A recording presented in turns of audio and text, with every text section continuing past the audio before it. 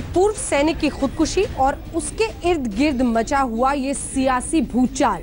जंतर मंतर पर राहुल गांधी को वहां से हिरासत में लेकर पुलिस ले गई है, लेकिन वहीं पर जो कार्यकर्ता मौजूद थे उन्हें कैसे वहां से हटाया गया है, लाठीचार्ज तक की नौबत वहां पर आ गई थी, जैसा कि जानकारी आ रही है। आइए आपको दिखाते हैं।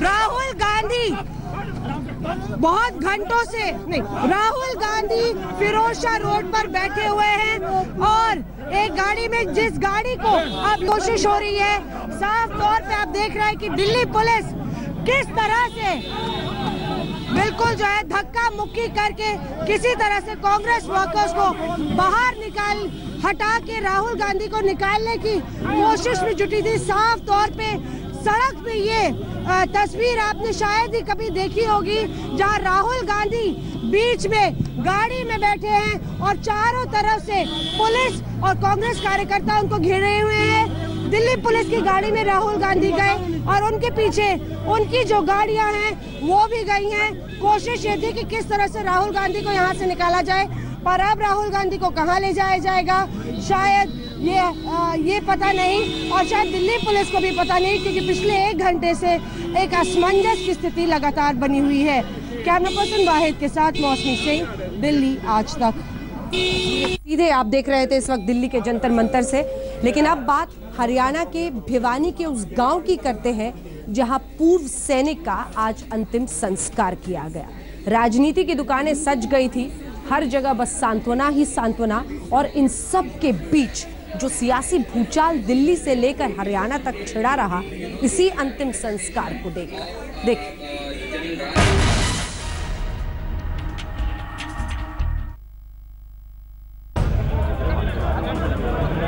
वन रैंक वन पेंशन सरकार से अब छीन के लेंगे सैनिकों के।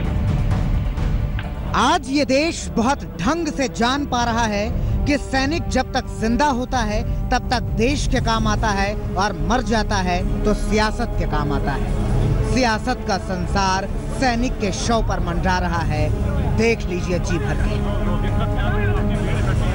रामकिशन को अंतिम श्रद्धांजलि देने के लिए खुद कांग्रेस के से राहुल गांधी इस वक्त बामला गांव पहुंचे हुए हैं। दिल्ली से महज 100 किलोमीटर की दूरी पर सैनिक के सोसाइटी पर सत्ता के साहूकारों ने बाजार बना दिया है। सब अपने अपने हिसाब से बेच रहे हैं, सांत्वना ही सांत्वना। हरियाणा में भिवानी के बामला गांव ने इतने वीवीआईपी पहले कभी नहीं देखे थे। पहले कभी भी इस कदर जमावड़ा नहीं देखा था पूरे गांव ने। राहुल गांधी अपने लाभ लश्कर के साथ पहुंचे तो अरविंद केजरीवाल भी अपने कुनबे के साथ खुद को सैनिक का साथी बताने पहुंच गए। रामकिशन की अंतिम यात्रा में शामिल होने के बाद, उनको श्रद्धांजलि देने के बाद दिल्ली के मुख्यमंत्री अरविंद केजरीवाल रामकिशन के घर पे यहाँ पहुंचे हैं और रामकिशन के जो बच्चे हैं उनके परिवार के साथ यहाँ पर बातचीत कर रहे हैं। खुद को आम आदमी बताने वाले केजरीवाल जी ने सैनिक के परिवार के लिए 1 करोड़ रुपए और एक शख्स को सरकारी नौकरी बतौर सहायता देने का ऐलान भारी मन से किया। हम उन्हें शहीद मानते हैं, दिल्ली सरकार उन्हें शहीद का दर्जा देगी, और जैसे दिल्ली सरकार की पॉलिसी है 1 करोड़ रुपए की राशि उनके परिवार को सहायता के लिए देगी। उधर पहले ही रणदीप सुरजेवाला ने सैनिक रामकिशन की अर्थी को कांधा देकर जता दिया था कि वो बहुत ज्यादा दुखी हैं और परिवार के साथ हर हाल में हैं। अंतिम संस्कार के पहले चिता की लकड़ियां इकट्ठा करने में राहुल गांधी ने मदद की। सैनिक के बेटे को कांधे से सहारा देकर चिता तक ले गए। सैनिक की चिता को देखकर चिंता में डूबे सियासत के सरमाएदारों ने अपनी सियासत के परचम को भिवानी में खूब लहराया। हरियाणा की सरकार ने कहा कि सैनिक रामकिशन ने खुदकुशी की है, वो कोई शहीद नहीं है, शहीद तो सरहद पर होते हैं। तो कांग्रेस ने कहा कि रामकिशन सिर्फ रामकिशन नहीं थे, वो तो भगत सिंह के राह पर चलने वाले क्रांतिवीर थे। शहीद के खुदकुशी को शहादत का दर्जा मिले या ना मिले, बहस सिर्फ इतनी नहीं थी। सैनिक की मौत पर बहस बहुत आगे निकलकर सभ्यता के संस्कार को लांघ गई। भिवानी में कांग्रेस और आम आदमी पार्टी के नेताओं का जमघट लगा था और बीजेपी के एक भी नेता के ना पहुंचने पर निशाना साधा जा रहा था। वन रैंक वन पेंशन के मामले में सियासत एक बार फिर से तेज हो गई है। रामकिशन की मौत के बाद अंतिम संस्कार में जहां एक तरफ राहुल गांधी ने उनके घर पर घंटों बिताए, वहीं अरविंद केजरीवाल ने मुआवजे और नौकरी की पेशकश कर दी। उधर केंद्र की सरकार कह रही है कि इस मुद्दे पर राजनीति नहीं होनी चाहिए। मौत के पहले तक जो सैनिक अपनी मांग को लेकर मारा फिर रहा था, एकाएक वो हिंदुस्तान की सियासत के लिए सबसे बड़ा मुद्दा बना हुआ है। रामकिशन की मौत के बाद भिवानी में उनके घर पर दिन भर गहमा गहमी का माहौल रहा। एक तरफ नेता अपने राजनीतिक भविष्य की तलाश करते रहे, वहीं आसपास के लोग रामकिशन की मौत पर अफसोस जता रहे थे। अब देखना यह है कि ओआरओपी में रामकिशन की मौत के बाद बदलाव कोई आता है या फिर तमाम दूसरे मामलों की तरह ये मामला भी ठंडे बस्ते में चला जाएगा। कैमरा पर्सन कृष्ण कुमार और पुनीत शर्मा के साथ शिवेंद्र श्रीवास्तव, भिवानी, आज तक। सैनिक रामकिशन ग्रेवाल की पोस्टमार्टम रिपोर्ट कहती है कि सल्फास की गोलियों ने उनकी जान ली, लेकिन दूसरी तरफ अगर करीब से देखिए तो आरोप ये कहते हैं कि बैंक की लापरवाही और सरकार की उदासीनता ने पूर्व सैनिक की जान ली है। लेकिन क्या वाकई बैंक से गलती हुई थी? क्योंकि अब जो जानकारी आ रही है, बैंक की तरफ से कहा जा रहा है कि गलती हमारी नहीं, सरकार की है।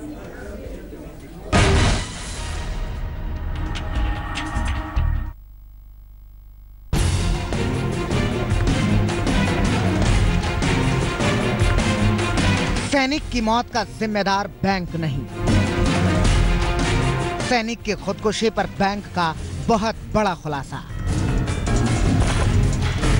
बिल्कुल ठीक सुन रहे हैं आप।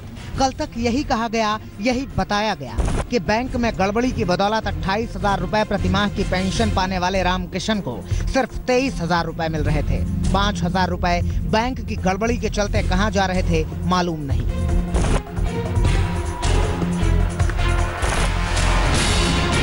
मगर आज स्टेट बैंक ऑफ इंडिया की भिवानी शाखा ने खुलासा किया है कि पेंशन विभाग ने जो पीपीओ यानी पेंशन पेमेंट ऑर्डर जारी किया है, उसी के मुताबिक ब्रांच से पेंशन अकाउंट में डाली जाती है।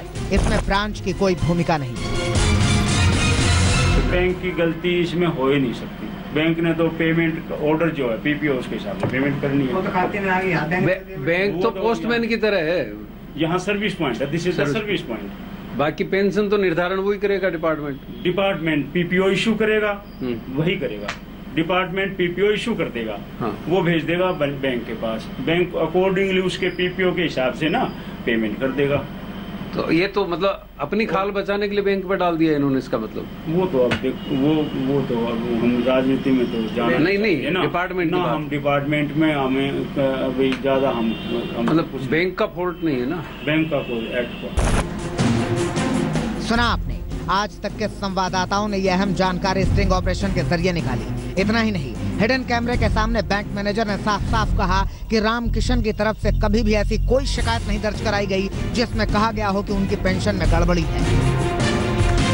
मतलब बैंक का फॉल्ट नहीं है ना, बैंक का कोई एक्ट बैंक का फॉल्ट पाएगा नहीं। क्यों? अगर कोई बैंक का फॉल्ट होता तो वो बंदा है ना, कभी न कभी हमें चिट्ठी दे, सर मेरी डिफरेंस है, इसको ठीक करो। और हम कोई पॉइंट आउट करता है तो उसकी एप्लीकेशन लेके हम फॉरवर्ड करते हैं, वहाँ फॉरवर्ड देखते हैं, वो पीपीओ कार्ड उसका देखते हैं, वो डिफरेंस पे कर देते हैं। के साथ हम स्पेशल रिपोर्ट में एक ब्रेक के लिए रुक रहे हैं।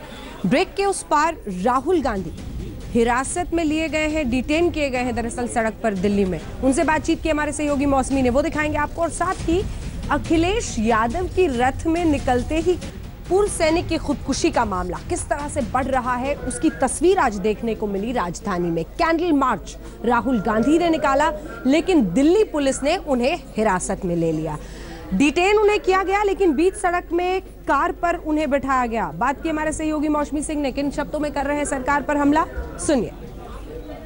तो 5 फिरोशा रोड पे राहुल गांधी, यहाँ पे आप देख सकते हैं इस गाड़ी में ज्योतिरादित्य सिंधिया, राहुल गांधी और राजा बरार है। राहुल, आपको यहाँ पे क्यों रोका गया? आप बताइए मुझे। मुझे तो बस कहा गया है कि मुझे 144 पे डिटेन किया गया। यहाँ पे हम बैठे हुए हैं, यहाँ पे पुलिस स्टेशन नहीं ले जा रहे हैं, यहाँ बैठा हुआ है। मैंने तो सिर्फ आधे घंटे से बैठे हैं। मैंने तो सिर्फ एक बात कही है कि जिस प्रकार उस जवान के परिवार के साथ बर्ताव किया गया कल, मेरे सामने उनको घसीटा गया, उनको पहले गाली दी गई, उसके बारे में सरकार माफ़ी मांगे। हमारे सैनिक बॉर्डर पे खड़े हैं, उनका मोरल डाउन होता है जब ऐसा काम किया जाता है, और OROP का जो मामला है उसको खत्म करें। राहुल, आप ये कह रहे हैं, अभी धर्मेंद्र प्रधान का बयान आया है, ट्वीट भी आया है कि जो लोग शहीद होते हैं वो बॉर्डर पे शहीद होते हैं, जो आत्महत्या करते हैं वो शहीद नहीं होते। देखिए, वो सब ठीक है, मगर जो मैंने कल पुलिस स्टेशन में देखा अपनी आंखों से कि एक सैनिक के परिवार को घसीटा जा रहा है, कमरे से ऐसे पकड़ के घसीटा जा रहा है, उसी दिन उसके पिता की मृत्यु हुई, ये तरीका नहीं है जी। तो वो शहीद का मामला है, वो सरकार को डिसाइड करना चाहिए, मगर जिस प्रकार से उनके साथ बर्ताव किया गया वो बिल्कुल अनएक्सेप्टेबल है। आप गए वहाँ पे क्रिमेशन में, बाकी कुछ नेता भी गए, पर बीजेपी का कोई नहीं गया वहाँ पे। बीजेपी का वहाँ नहीं जा पाएगा, क्योंकि वहाँ पे मतलब उनके लिए रिस्की होता अगर वो वहाँ चले जाते, क्योंकि काफी गुस्सा था उनके खिलाफ। मगर खैर वो अलग बात है। देखिए, सीधी बात है, जो बर्ताव उन्होंने इस परिवार के साथ किया है, शहीद परिवार के साथ किया है, उसके लिए माफी मांग ले, बाकी सब ठीक है। क्या आगे भी आप इस मसले को आगे उठाएंगे? हाँ, और दूसरी बात, सबसे जरूरी बात, जो OROP का जो मामला है, 7th पे कमीशन का जो मामला है, जिसमें मैंने प्रधानमंत्री जी को चिट्ठी लिखी है, उस पर भी कार्रवाई की जाए, जल्दी से जल्दी कार्रवाई की जाए। धन्यवाद। गृह मंत्री ने अभी तक कोई एक्शन नहीं लिया है।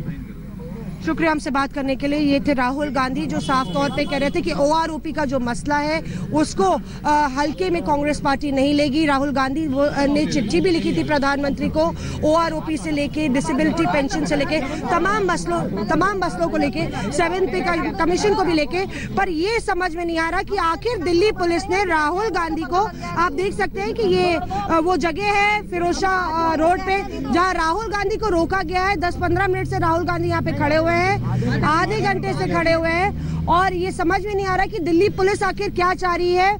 बताया जा रहा है कि गृह मंत्रालय जो है, जिस तरह से दिल्ली पुलिस ने कल बर्ताव किया था उससे ज्यादा खुश नहीं है।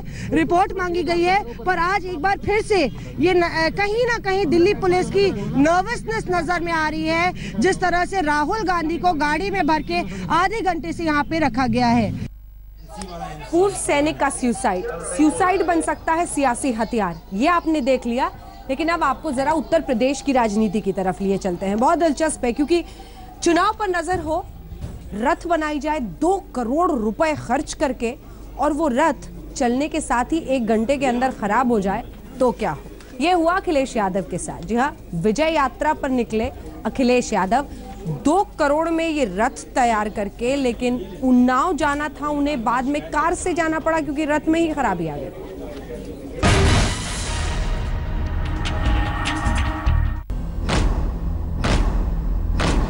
आरंभ है प्रचंड बोल मस्तकों के झुंड, आज जंग की घड़ी की तुम हार दो। यूपी में चुनाव का बिगुल बज गया है। शुरुआत सूबे के मुख्यमंत्री अखिलेश यादव ने अपनी चुनावी रथ यात्रा से की है। आने वाले दिनों में उत्तर प्रदेश की तस्वीर और तकदीर कैसे बदलेगी, ये बेहद दिलचस्प होने वाला है। लेकिन अभी अखिलेश अपनी चुनावी यात्रा में 2 करोड़ के विकास रथ पर सवार हुए हैं। है प्रचंड बोल मस्तकों के झुंड, आज जंग की घड़ी की तुम हार दो। लखनऊ के लामार्टिनियर ग्राउंड में अखिलेश यादव की रथ यात्रा के लिए लोग सुबह से ही जुटना शुरू हो गए। लेकिन सबकी निगाहें इस बात पर टिकी थी कि रथ यात्रा को झंडी दिखाने मुलायम सिंह यादव और चाचा शिवपाल यादव आते हैं या नहीं। लामार्टिनियर ग्राउंड, जहां से अब से थोड़ी देर में अखिलेश यादव की रथ यात्रा शुरू होने वाली है। आप देख सकते हैं कि अभी से भरने लगा है। जो कार्यकर्ता हैं, जो समर्थक हैं, उनका उत्साह देखते हुए बनता है। आप देख सकते हैं कि हवा में ड्रोन भी उड़ रहा है, और ये ड्रोन लोगों के लिए, ड्रोन कैमरे जो हैं वो लोगों के लिए आकर्षण का खासा केंद्र है। सुरक्षा के लिए पुलिस, इसका इंतजाम पुलिस ने किया है। मुख्यमंत्री आवास यहाँ से थोड़ी ही दूर है। एक खास बात और जो यहाँ देख सकते हैं कि जितने लोग समर्थक हैं, उन सभी के पास इनके पास जो पोस्टर्स लगे हैं, जो इनके हाथों में प्ले कार्ड्स है, सब पर सिर्फ और सिर्फ अखिलेश यादव की तस्वीर है। सुबह 10 बजे लखनऊ का ला मार्टिनियर ग्राउंड। कार्यक्रम का वक्त 9 बजे का था, लेकिन 10 बजे के करीब मुख्यमंत्री अखिलेश यादव मंच पर आ गए। तब तक मैदान खचाखच भर चुका था। अखिलेश यादव जिंदाबाद के नारे लग रहे थे। मुलायम सिंह और शिवपाल भी साथ पहुंच गए, लेकिन मंच पर जाने की होड़ में समाजवादी पार्टी के कार्यकर्ता भिड़ गए और कई घायल भी हो गए।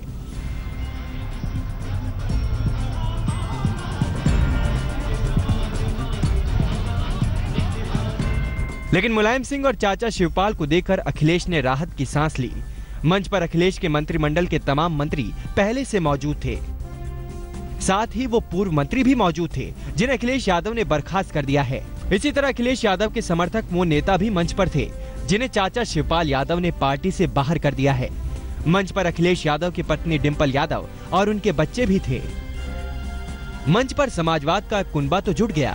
फिर क्या क्या हुआ, उसकी असली कहानी हम आपको दिखाएंगे, लेकिन पहले बात अखिलेश की विकास रथ यात्रा की करते हैं। हमारा लक्ष्य है 2017 में इस वर्ष बहुमत की समाजवादी पार्टी की सरकार बने। चाचा गए तो भतीजा आया। रथ यात्रा की समाजवादी परंपरा की याद दिलाई। सबको याद किया, लेकिन चाचा की चर्चा नहीं की। और आज जब तीसरी बार उत्तर प्रदेश में चलने जा रहा है,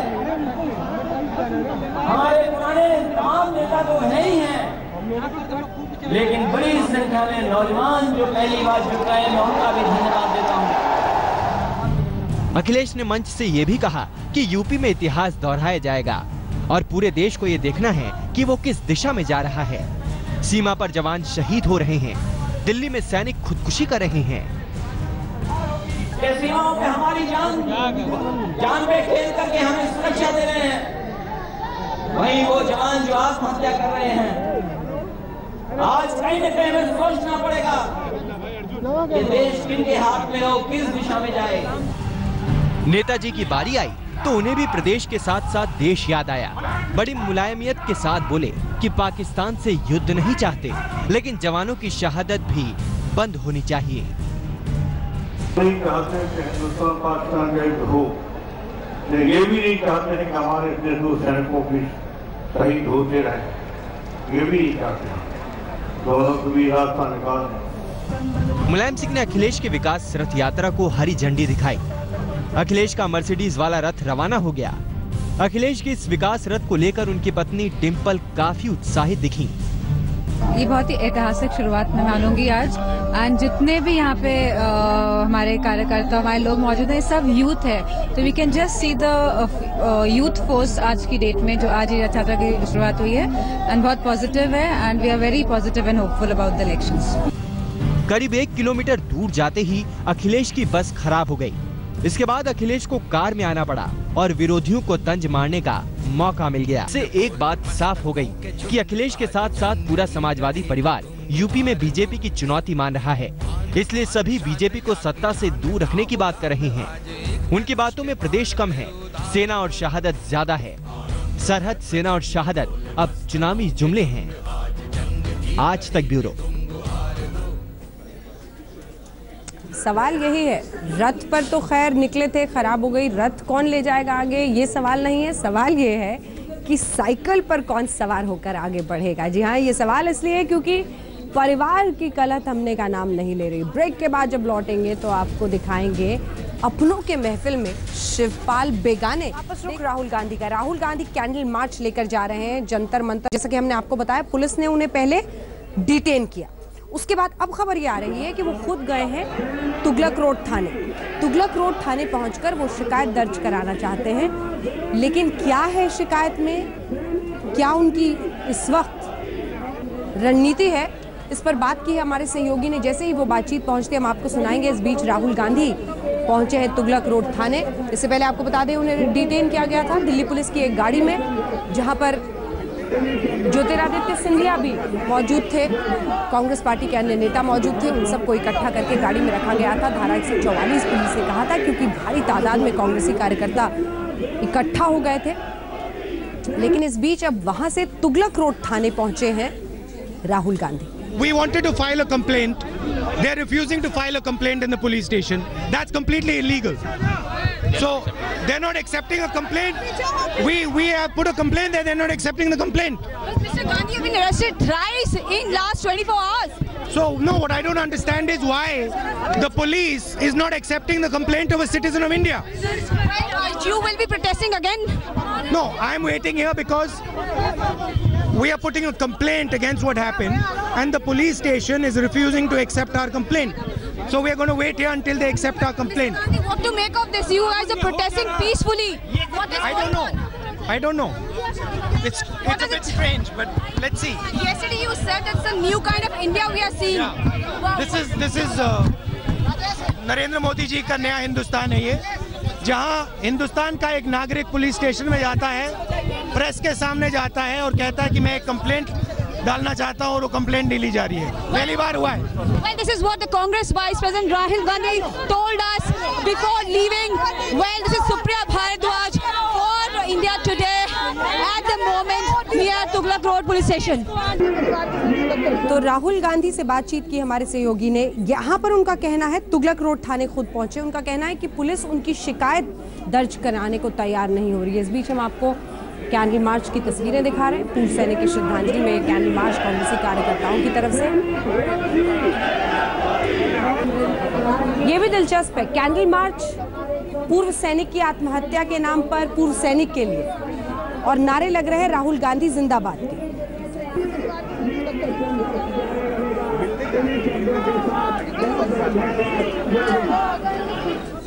इसी के साथ स्पेशल रिपोर्ट में न्यूज रूम से इतना ही। देश दुनिया की बाकी खबरों के लिए आप देखते रहिए आज तक।